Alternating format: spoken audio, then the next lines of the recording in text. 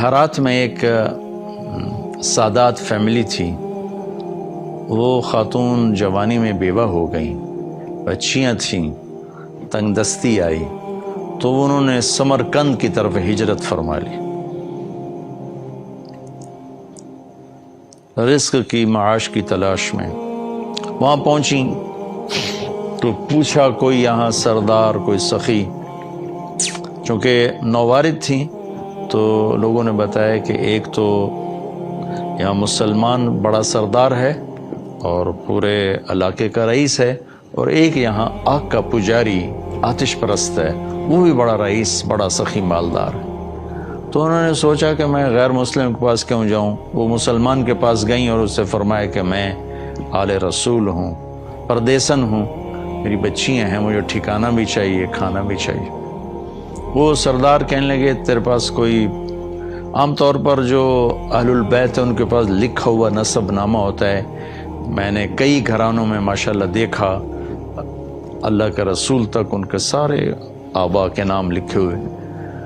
تو کہا تیرے پاس کوئی سند ہے؟ اس نے کہا بھائی میں تو پردیسی ہوں، غربت کی ماری میں کہاں سے سند دکھاؤں. تو وہ کہنے لگا یہاں تو پھر ہر دوسرا آدمی کہتا ہے میں سید ہوں، آل رسول ہوں. تو اس نے کوئی اچھا جواب نہیں دیا. تو وہ وہاں سے آئیں اور اس آتش پرست کے پاس گئیں، وہ جو آگ کا پجاری تھا، اور اپنا تعارف کروایا. اس نے فوراً اپنی بیگم کو ساتھ بھیجا اور کہا کہ جاؤ ان کی بچیوں کو لے کر آؤ. جاؤ، انہوں نے کہیں ٹھہرایا ہوا تھا، ان کو لے کر آئے. سرد رات تھی، ان کو کھانا کھلایا، سلا دیا. رات کو مسلمان سردار نے خواب دیکھا کہ اللہ تعالیٰ کے محبوب صلی اللہ علیہ وسلم جنت میں ایک خوبصورت سونے کا محل ہے، اس کے دروازے پر کھڑے ہیں. یہ عرض کرتا ہے یا رسول اللہ یہ محل کس کا ہے؟ تو آپ نے فرمایا یہ ایک مسلمان کا ہے. تو وہ کہنے لگے یا رسول اللہ مسلمان تو میں بھی ہوں. تو آپ نے فرمایا اپنے اسلام پر کوئی دلیل پیش کر، کوئی ثبوت پیش کر. تو وہ کانپ گئے. تو پھر اللہ کے نبی نے بہت غصے سے فرمایا کہ میرے گھر کی بچی تیرے دروازے پر چل کر آئی اور تو نے اس سے ثبوت مانگے کہ مجھے ثبوت دے، تو اہل بیت میں سے ہے، میری نظروں سے دور ہو جا. ان کی آنکھ کھولی تو ان کی چیخ و پکار، وہ ننگے سر ننگے پاؤں باہر نکل کے شور مچایا کہ وہ جو پردیسن خاتون تھی کہاں گئی؟ کہا جو وہ تو وہ لے گیا، وہ آتش پرست آگ کا پجاری لے گیا. وہ بھاگے اور جا کے اس کے دوڑ دروازہ توڑا. وہ گھبرا کے باہر نکلا تو دیکھا تو وہ رئیس. کہا کیا ہوا؟ کہا بھائی وہ جو تیرے پاس خاتون آئی ہیں بچیوں سمیت مجھے دے دو، وہ میرے مہمان ہیں.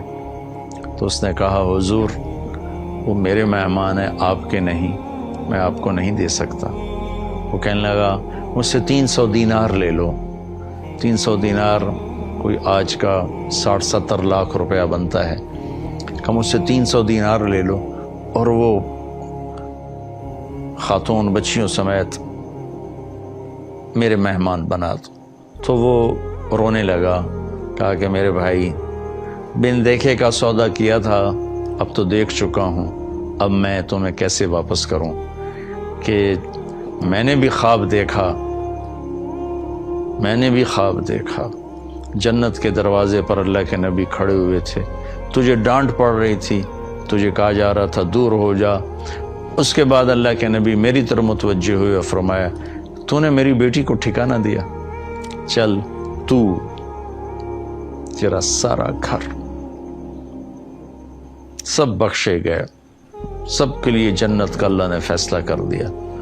کہ میری آنکھ کھلی ہے، میں ایمان لا چکا ہوں، میرا سارا گھر کلمہ پڑھ چکا ہے، ہم سب مسلمان ہو چکے ہیں، ہم وہ دولت آپ کو کبھی واپس نہیں کریں گے.